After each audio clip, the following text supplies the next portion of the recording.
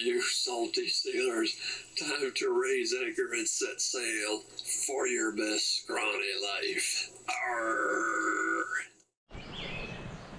Straight from Ledges State Park, it's another flying, flailing film of fascinating fungal facts, featuring Cantharellus flavus, Boletus variipes, two different ways of cooking them on the grill. But first, our featured plant, which is not American ginseng. It is instead a fun and fragrant frolic under the leafy limbs of the basswood tree.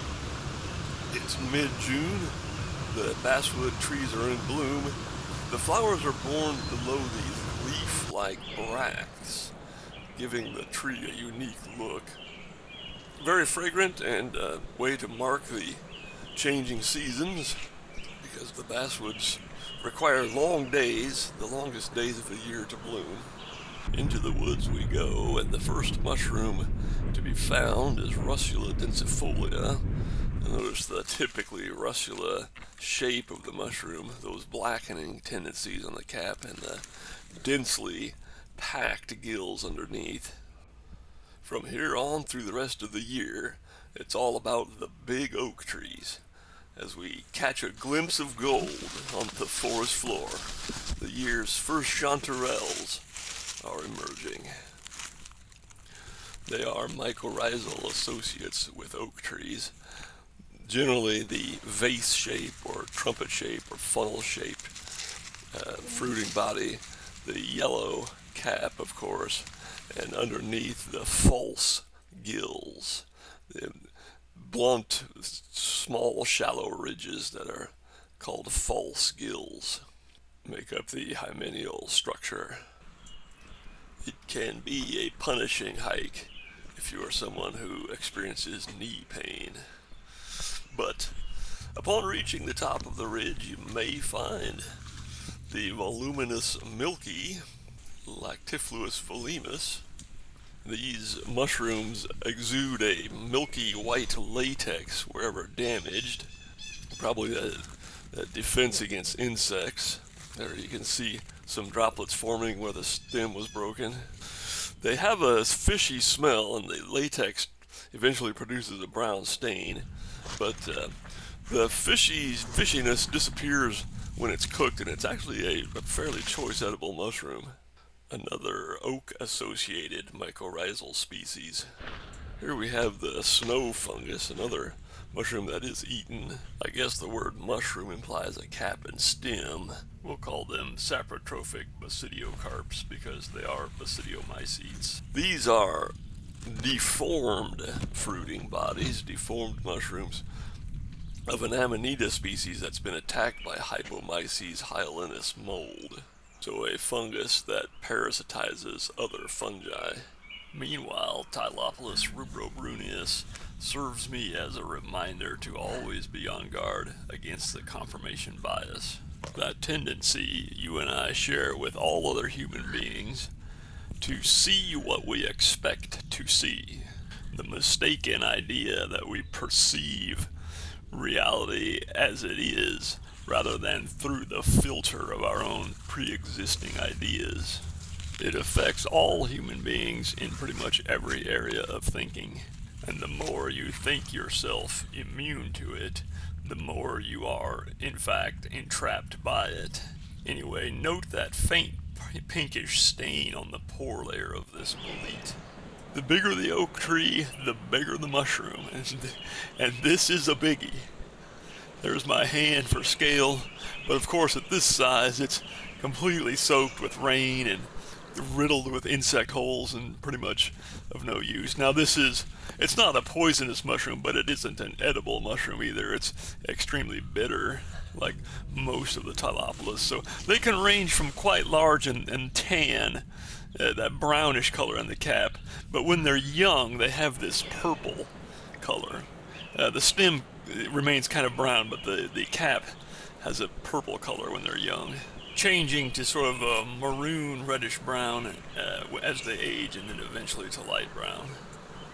There's the pointed leaf trefoil, Fabaceae legume family nitrogen fixer. Quite a mess when the seeds begin to drop. There's one of the blue staining red-capped boletes.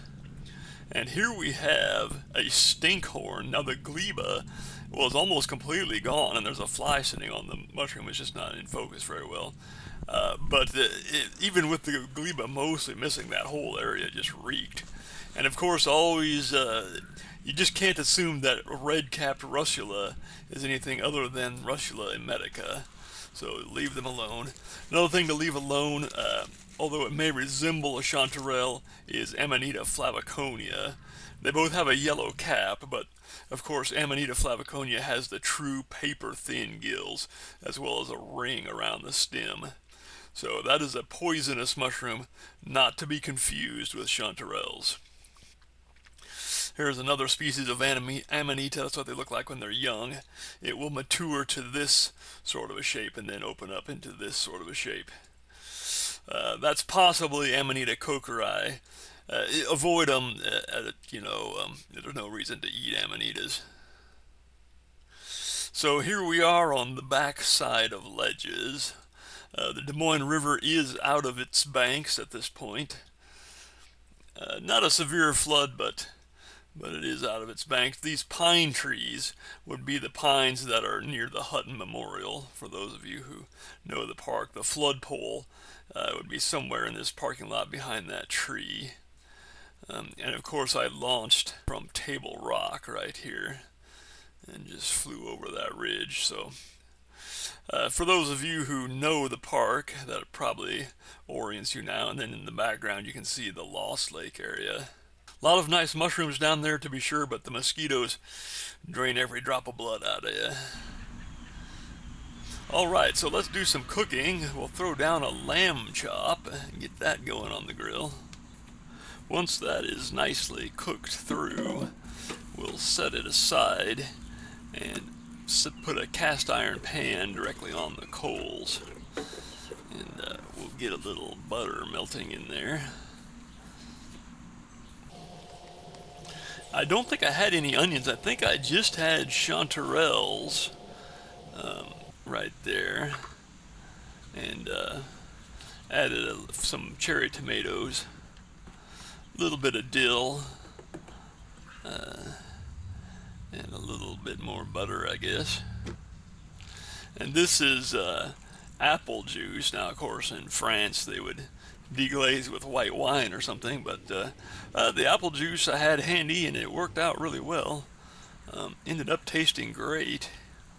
The chanterelles have a little bit of sweetness, so as that apple juice reduces down to kind of a syrup, it's not as contrasting as you might think, because the chanterelles are a little bit sweet to begin with. And now we'll reintroduce our lamb chop. You can see the sauce has not split. It's reduced really nicely. It took a while to thicken it up on the coals and reduce it all the way down, but it didn't split, and it was turned out delicious. So yeah, that's a recipe I definitely recommend. Lamb chops with chanterelle sauce, I guess we could call it. Pretty good.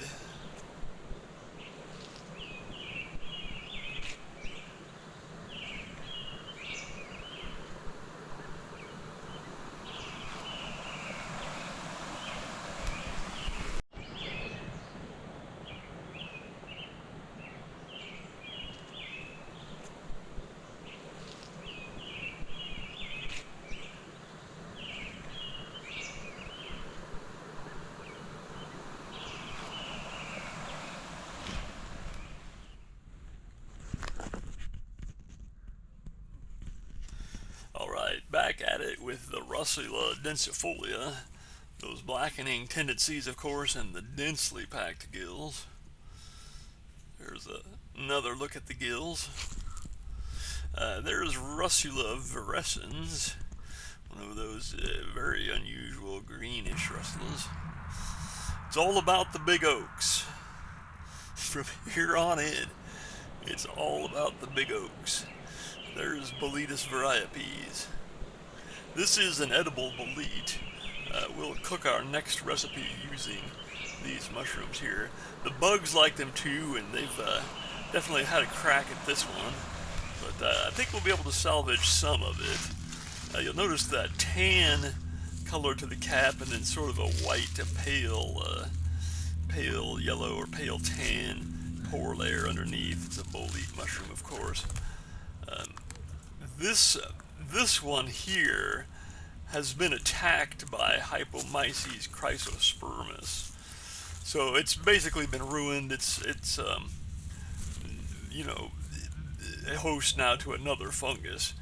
This one hasn't been attacked by the chrysospermus yet, but the bugs have hit it pretty hard.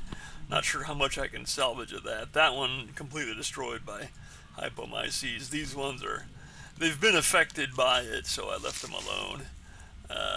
This one looks pretty good. We'll have to do some trimming where the insects have damaged it, but not a whole lot of Hypomyces. There's one that also looked pretty decent. So Boletus variipes, that's another oak-associated mycorrhizal mushroom. It does have some reticulation on the upper part of the stem, which is an identifying factor. The lower stem doesn't have it so much, but the upper stem near the cap does have that reticulation. Now, of course, back with the Tylopolis rubrobrunius, there's a look at the purple nature of those younger caps. It's something that you don't want to mistake for Boletus variipes because it's very bitter. And here's an unusual one we don't see very often. It's a Pseudochrysantoroides that has a yellow context that stains blue, rapidly stains blue. This would be a toxic one, most likely. There we can see the kind of the yellow-brown cap, and the stem is reddish, and the pore layer kind of a brownish golden type of color. Stains very readily, stains blue, resolving to black. There's one of the fetid russulas, the smelly russulas.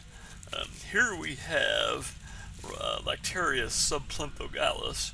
You can see it is a Lactarius because of the drops of latex exuding around the gills, and those widely spaced gills, an indication of the subplinthogallis species. Alright, so back at the grill, I'm going to slap down a bit more butter.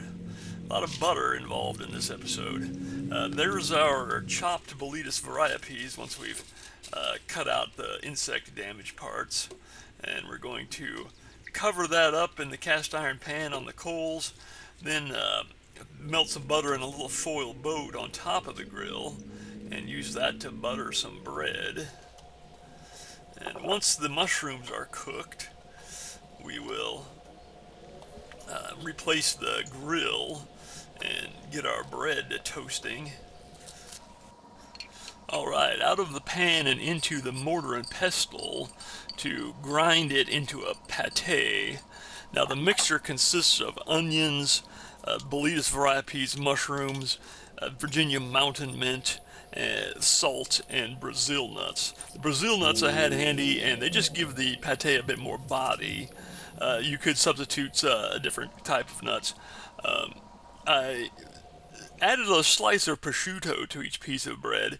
I think, the first time I've ever made it, thinking maybe they needed a little bit of help, but it was delicious. It would have been delicious without that. It did not need any help at all. So yeah, that turned out great. Definitely would make it again. That Virginia mountain mint is a herb that I foraged. At first look by the leaf arrangements, you might think it is a eupatorium, but it is actually, once you see the flowers, it is actually a Lamiaceae mint family, and it has the square stem, if you can get your camera to focus on it. A substitute would be just regular cultivated thyme. The herb thyme would be the closest substitute to that. Turned out fantastic, really delicious, so definitely I'm going to make that again someday.